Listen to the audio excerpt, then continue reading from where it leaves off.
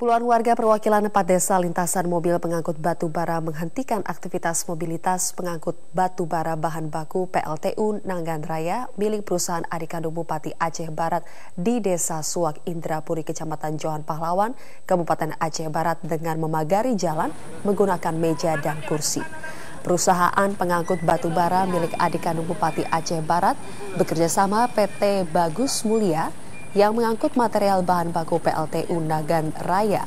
Kegiatannya dihentikan oleh warga Suak Indrapuri, Kecamatan Johan Pahlawan, Kabupaten Aceh Barat dengan cara memblokir jalan lintas pengangkutan.